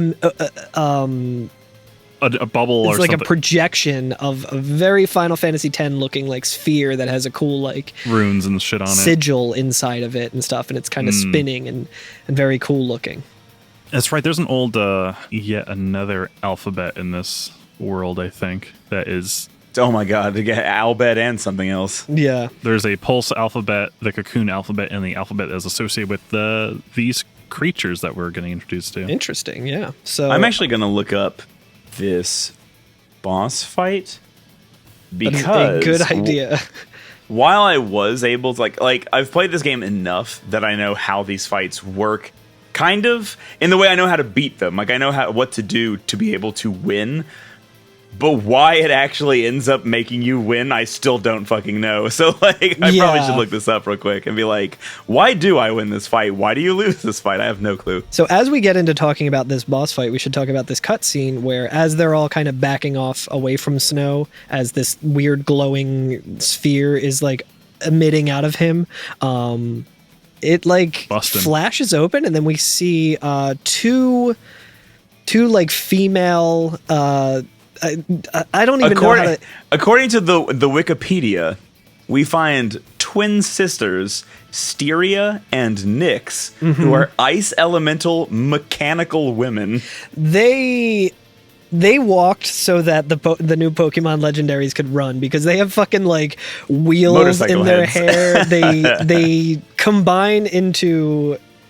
Well, I guess that's kind of spoilers for later. When we get to that, I am just going to let y'all take that part, because I do not know how to go about that. So this was This was a boss or an entity in this game that was kind of spoiled for me on Twitter, where someone was just tweeting about how much they love this particular this character, I guess, and just explain them as like lesbian scissoring goddesses that turn into a motorcycle.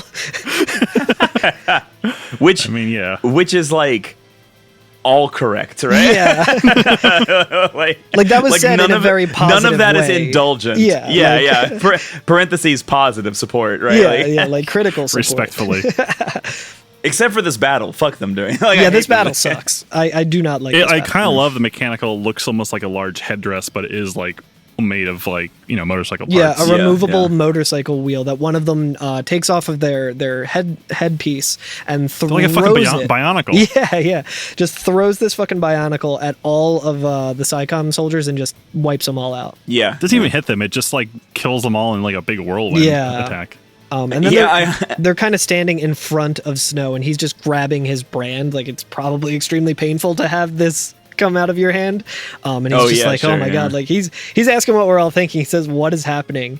And they turn around and look at him, and then we see a shot of a character off in the distance kind of overseeing this, which is and it's the character from LeBlanc's bar in the Bodum flashback. Exactly. We don't know that for sure, but this character looks very similar to that. That was kind of what I was like, oh yeah, I'm assuming that that's who it was, because we talked about it then. Highly rendered character, probably an important character. This one looks very similar. She's holding a staff, which is really cool, and she's got some soldiers in a different kind of outfit behind her, and one of whom... They don't look like PsyCom. They don't look like... They're not PsyCom. There's something else. I was thinking maybe they're like Guardian Corps. Bucky Barnes from Winter Soldier is in there. Yeah. It looks like it. The second in command standing behind her. Yeah, the second in command just looks like Laguna from Final Fantasy VIII, because he's got long black hair and a machine gun. He is the man with the machine gun in this game. But yeah, we're thrown into an introduction called Eidolon Battle. Yeah. Or Eidolon, I guess is how they pronounce it. Yeah, I think Eidolon. Right? We've established that in FF4. Eidolon. All right. Eidolon. But yeah, one of them is spinning her wheel, and the other one is just kind of sitting there judging you. So the one, Styria, is just chilling for this whole battle. Styria does 2 moves. She only has 2 moves: shake and bake. No, they're when the battle begins, she casts Doom on Snow, and so you're limited for the amount of time that you can be in this battle. And then she just constantly casts Curaga on Snow for the rest of the battle. I did not realize that until my 3rd attempt that I was getting healed the whole time. I was very confused by this battle. But yeah, we start up and it says, this tutorial explains how to fight the mighty beings known as Eidolons.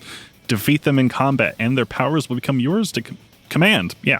Why am I having a hard time saying that? But be warned, attacking alone will not overcome them. Which is cool. Yeah, and then you can view the tutorial or skip the tutorial. You can just skip the tutorial. It's self-explanatory. It's a Final Fantasy game. There's nothing at all difficult here.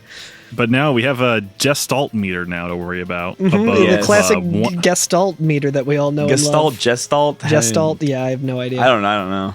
Let's look it up. Time to look it up. How to pronounce that word. Yeah, while you're looking that up, I'll say that it just goes on to say, at the start of the battle against an Eidolon, a time limit is imposed on you via a Doom counter. As you demonstrate your power to the Eidolon, the Gestalt gauge will slowly fill. Attack the Eidolon until this gauge is full, and then press square to claim victory. It's like a Poke battle. So what you're basically have to do is impress these gods to show that you are worthy. It's basically the gist of these this fight. You have to simp harder than you've ever simped in your entire fucking life to impress these e-girls. If you use Libra, you can kind of get a taste of like what they're looking for. Like what are they into? Yeah. How are you going to get which with it like tells you to do. Ruinous. It says that, techniques can also be helpful to help you gain an edge against them, and that there's certain moves that you might want to try and prioritize. Yeah, so attacks are not the only way to charge the gauge. Defensive rolls may be effective against the Shiva sisters. So they're very much like, Shiva or Shiva that we've talked about in countless other Final Fantasy games. Are they called the Shiva sisters? Yeah, here it says against the Shiva sisters. Yep. Yeah. The Shiva sisters, Styria and Nyx. And if you use, Libra, sometimes it tells you what they're into or what they want, right? I'm not sure if we know that until we use a Libra scope. Or the Libra technique. Because I use the Libra technique, and I have an issue with this because it does not tell you everything that you need to know. The way that What does it say? Let me get to that real quick. But like the way that the tutorial kind of showed it was like, hey, this is what you want to use. Let me see if I can pull that up. I know the data log entry for them. I'm not sure if that's actually what the Libra says, but it says yields to those who amass chain bonuses and yields to those who defend against and endure attacks. Yeah, I mean those are literally the way to do it in this fight. Yeah, so it doesn't say all of that though. I think it just said chain bonuses when I looked at the the thing, and then the rest of them were question marks. And then after the fact, I looked at their like data log thing and saw all of that, and I'm like, dude, what the fuck? Like it told me like use like defensive strats or whatever. So I was in the solidarity paradigm and just doing that. Yeah. But like it didn't look like. I think just the pacing of this battle might be what I have a problem with, where I was like defending against some of the attacks and it looked like the Gestalt meter was just not moving at all. But that's kind of the technique that you want to use, is when certain attacks are being used, you want to defend against it and it will increase. And then you want to also do chain bonuses, which I just started doing by doing auto chain in like the Ravager paradigm. For me, I was able to get through it just by switching to Sentinel and using Steel Guard the entire time. Oh, really? So you just use Steel Guard the entire time? Yeah, that worked for me. Yeah, I think on normal. Oh, well, I think you're playing on easy mode, right, Alex? Yeah. Okay, yeah. Yeah, if you just try to guard the whole time on the normal one, you will run out of time. Yeah, because I was definitely struggling with this. But yeah, because I was doing that, but it didn't really like show to me that I was doing the correct thing, even though I was. I think it's just the way that the Gestalt meter works at the start of it. Nyx has an attack called Pirouette, which is like a much more powerful attack that hits several times in succession, and it does a lot of damage. And if you Steel Guard during Pirouette, you'll see your gauge build up, but not during like normal attacks so much. Yeah, I think. Let's see, on easy mode at least, basically used Steel Guard the entire time, and I think my Doom counter was down to like 2,000, less than 2,000. Oh yeah, we should probably talk about the Doom counter as well. It's not like other games where there's just a giant 10 floating above your head that counts down. Because there's no turn cycles, so it actually is like a counter, like going in real time. Right. It's like a 4-digit counter that's just going down. It's like going down, so like I think tenths of a second, I feel like, because you start with like, I don't know, 5,000 or something. I think it was like 2,000. I can't tell, but I feel like the last 1,000 goes a lot slower, and maybe I'm wrong about that. But I was like, I don't even know if these are like genuine seconds. Yeah, it is 1,800. 1,800, okay. I could be wrong about that, but I always feel like I'm nowhere near halfway when I go below 1,000. But then, like at like 200 left, I'll end up winning.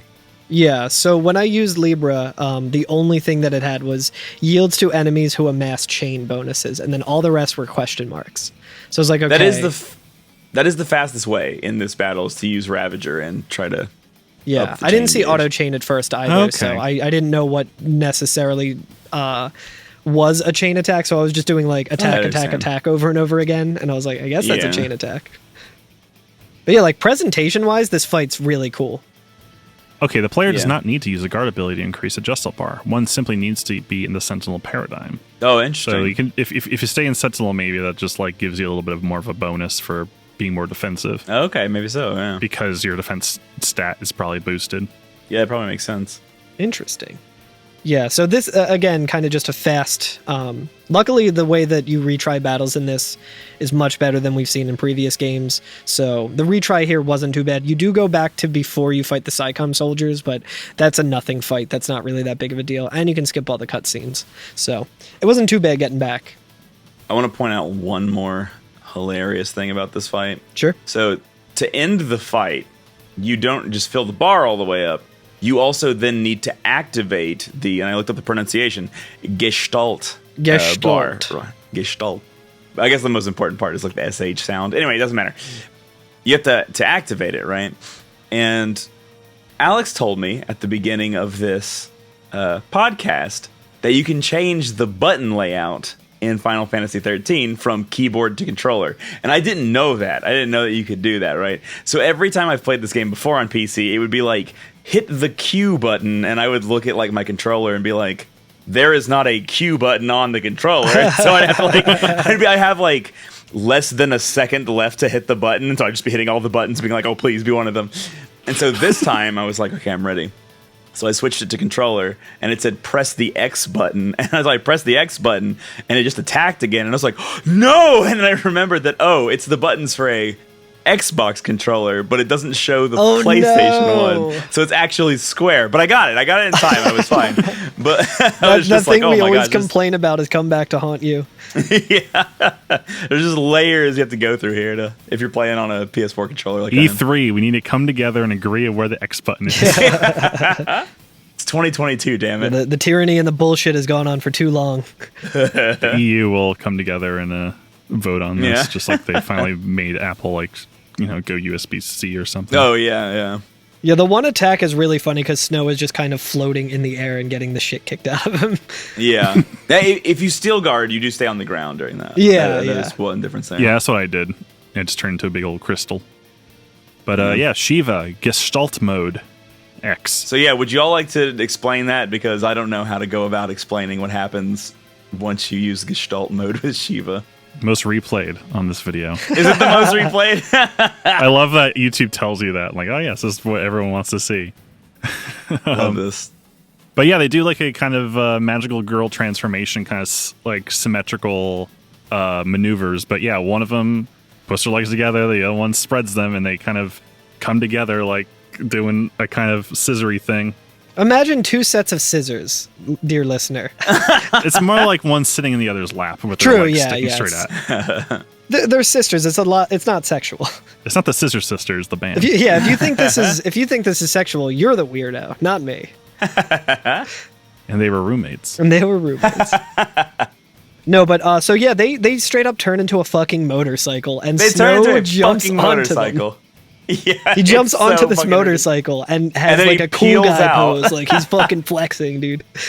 It does like a donut, and then just like holds his fist out. Just starts playing butt rock. So yeah, he's like, I hope Sarah doesn't see this. Yeah, I'm just like, damn, dude, like your fiance has only been a crystal for like 30 minutes, and you're already hopping on to two women who have turned into a motorcycle. Come on, dude. He just effectively has been able to reenact the album cover for Judas Priest Painkiller.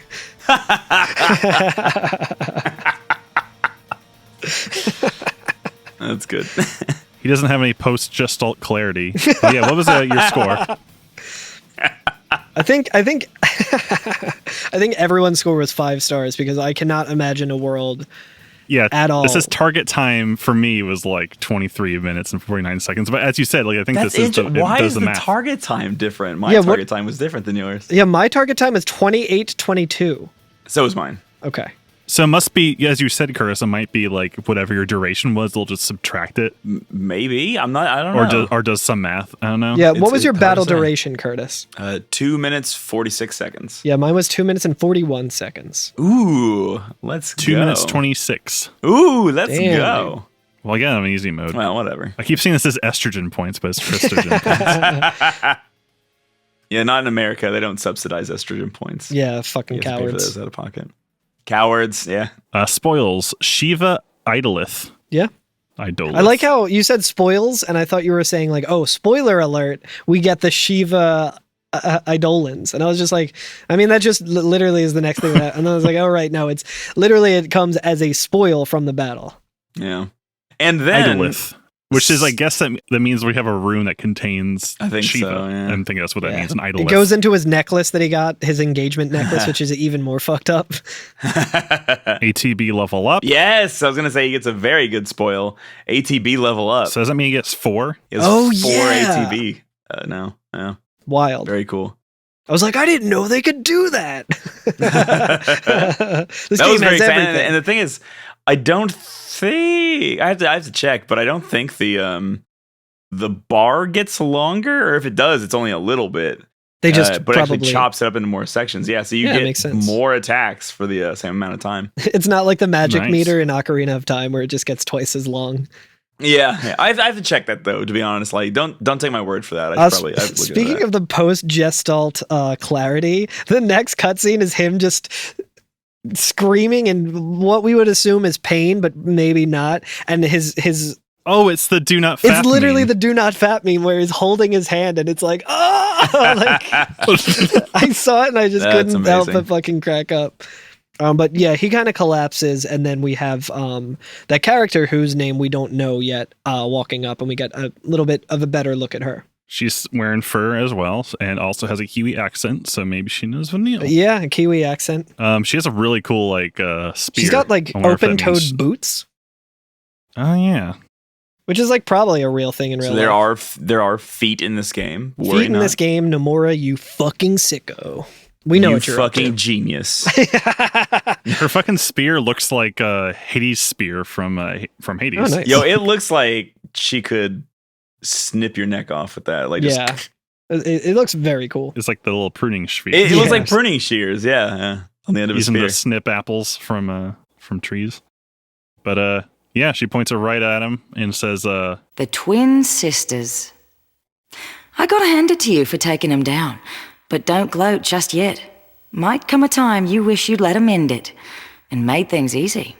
Yeah, and Snow's like, more of you. I think he's like, he's kind of out of it. He's I like think he exhausted from thinks- fighting. He thinks he that thinks they're more Psychon. Yeah, So he's a little confused at to what alignment this person is. which like entirely understandable. There's been only one group of military people in the entire game, and it is Psychom. only people want to kick her Yeah. ass than Psychon. No, and we get a better look at the Laguna stand-in in this game, and he just straight up looks like, what's his name, Sebastian. I forget his last name, but the dude who plays Winter Soldier and Bucky Barnes. That's what Alex said. Yeah. It literally looks like Sebastian Stan Yep. from Winter Soldier, Yeah. but yeah, a little more sci-fi looking. Yeah.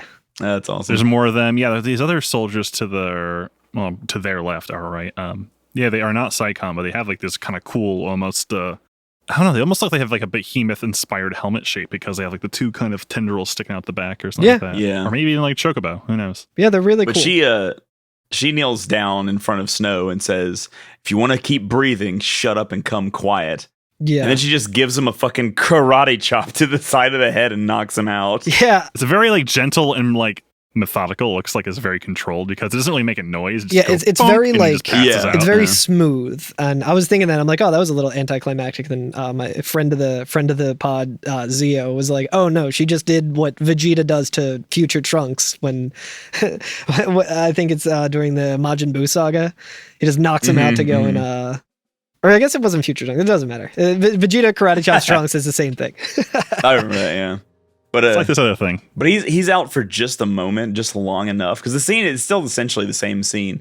But there's Well, we don't know how long it's been, but Yeah. we as Snow, I guess, come to, and ships are landing. We see a giant crystal mass being moved by some of those watch drones, like escorted around. and we realize that is Sarah, right? They've dug Sarah out of the crystal, and they're putting her on this ship. They have And, done the unthinkable, and they have used appropriate tools for the job. Yeah, and so Snow's having a little right. Snow's having a small freak out. He's like, "Oh my god, Sarah!" And he tries to like kind of get away from these soldiers, and Yeah, they're just kind of holding him up like he's just had a rough night out, which he probably has. He's been Yeah, well, they're weekend at Bernie'sing him. he's been busy. but that woman, she basically gets in front of him and is like, "Stand down," and she yeah, kind of like they're like pointing guns at him and shit. And she points to, she like uses her thumb to point to the ship, like put him on board, like take him over here. And he says, "Why are you helping them?" And she goes, "Well, if I were you, I'd worry about myself." And they Yeah. like start to escort him on board. But as that's happening, he gets a glance at her tattoo on her arm, which Yeah, looks a lot like a brand. it looks very similar to the Lassie brand, but it's all white and not in like a It's almost like it's bleached or something like that. Oh, you're Yeah. right. You're right. or just like scar tissue almost like. But yeah, that's what he's meant by you too. Like, oh, you're a Lassie too. Why are you helping them? Oh, yeah. Okay. I think he means like, why are you helping Psychom? They're trying to like destroy all of Yeah. us. You know what? I didn't even notice that. You're absolutely right. He looks at her like she has like a white Lassie brand and says that. Yeah. I'm pretty sure in the data log, we also can read about that as well because I didn't notice it at first at all. But she does have another tattoo on her other arm, like a kind of a tribal tattoo. Yeah. So then, It's like Jack's tattoo. yeah. But when I was reading the data log, it said that I think they used the phrase like deformed Lassie brand or something. It's like a mutation or something. Yeah, something along those lines. And I was just like, oh, maybe that cooler tribal one is what they meant. And then I was like, oh no, I see it exactly right there. Everyone else's brand has a very clean black on nothing, basically. But this looks almost like it's been almost like bleached and her skin is bleeding outwards. Like it looks kind of a little bit like deformed or unfocused. It looks like, like toothpaste. Crusted on toothpaste. Yeah, she's also wearing a necklace that has like a little like crystal that has like a sphere, almost like a little Saturn planet, like a sterling silver Saturn planet underneath it, and some cool like crystal kind of earrings as well, or like horn earrings. There's a lot of good fashion. Real good fashion. Yeah. But I like her. She has a very intense but also very like gentle complexion to her. Yeah. She seems very, very cool. I'm excited to find out more about this character. Not a real Aussie, I should say. Oh, damn, dude. We got to cancel Final Fantasy 13 for their poor casting decisions. Vanille voice actor is. Yeah, based. But not goodness. Oh. Can't believe it. Is that her name? Spoiler. Bleep it out, Alex. Oops. I honestly don't even remember if it said her name in the data logs. Okay, yeah. It doesn't matter. Hold on. Did we get a save point right here? No, I think it just goes right into a cutscene, but yeah, do we want to do this one? I think let's call it there. I think that's a good place to call it. I think so too. Because we got a lot to unpack in this next. Oh my gosh, yeah. It's a cool scene coming up. Once we catch up with the rest of the team. So we'll go ahead and call it right there. And the next episode's going to be kind of weird because there's a lot to get through before we get to play again. So I guess what we'll do is kind of like do the next couple scenes and then we'll go a ways into the next area, like a little while into it. Get some, because there's a lot of scenes in the next area. The next, this next chapter is pretty long. Like it's a pretty long chapter. A lot of stuff happens during it. And there's a lot of like, well, I mean, just like this one, there's a lot of different viewpoints and different groups that we kind of follow, and flashes to other places while we're doing it. So it's kind of right. There's the data logs are starting to stack up. Yeah, right. I remember watching Carl wrap up his stream. Like, all right, let's see what we collected in the data log, and it was like, oh, geez. It was like 40 extra minutes. I was like, oh my god, dude. I was like, I'm not gonna read all of these, but then I was like, but I kind of want to read all of these. This is really cool. So it's hard to say, like, if you're playing along with us, exactly where to stop next time, because I don't know how long it will take to do any of it. So I would just say, play a ways through the next section, play the whole next section, and then, take a week off playing it and let us just do 2 episodes on it. It'll be fine. Yeah, well, you know how we are. We're going to fucking talk about some dumb shit for like 15 minutes in like the next cutscene and then not have enough time to talk about the area or something.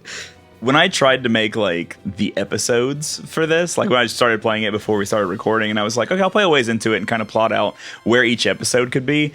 I actually tried to be generous and be like, I will give us plenty of time to talk about each thing. Like, I'll cut each chapter into like 2 or 3 parts, and we're still going slower. You give us an inch, which is and we'll fine. take a yard, dude. Yeah, that's right.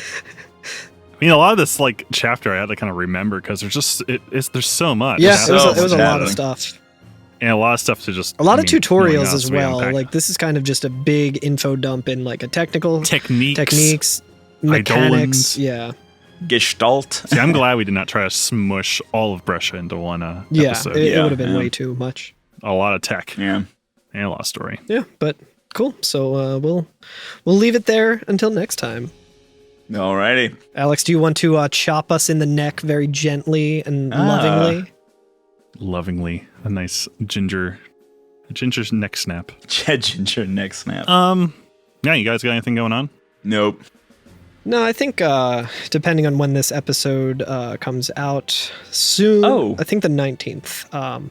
Yeah, so I think coming up pretty soon at the end of the month, I will be doing either virtual or maybe in person. I'm not really sure yet. I'll be doing a lifting meet, like a weightlifting meet for a friend's oh, right. You mentioned that last 40th episode. Birthday. So nice. Sounds great. Shout outs to Mig. Actually, there is something going on, but it's not my thing necessarily. But on the 26th, just a reminder that the Final Fantasy Relay Race will be starting. Oh, yeah. So I've played in it before. I've commented. I'm not doing anything like that this time, but I assuredly will be dicking around in the Discord on like the Discord voice channel all weekend. So come hang out and watch the Final Fantasy Relay. They're going to play all 15 main games. Well, I guess with the exception of like 14 and 11. And Stranger of Paradise and Chocobo GP and some other stuff go in there too. It's going to be a great time. I'm hoping for not Team Tonberry. I'm never on Team Tonberry. I'm always on Team Moogle. So I'm hoping a Team Moogle win this year. Let's fucking moog. Let's moog. Let's moogsy. Let's moogsy. Thank you to Masashihama Uzu. We looked up the track we were talking about. I think it's It was called an area that's going to be later on. area, but it's called the Gapper Whitewood. It's lovely. Go look. It's real nice. It's beautiful. You can leave us a review and rate us on Spotify, iTunes, wherever you get your podcasts, at your local dispensary if they're legal in your state. You can call us or text us at 530-MATERIA, and you can find us at every FNFF on Twitter, Instagram. Join our Discord. And just because they share the neighborhood with a podcaster, they get treated like pod-tainted rats. As they should. Yeah, I was going to say. Goodbye. See you, everyone.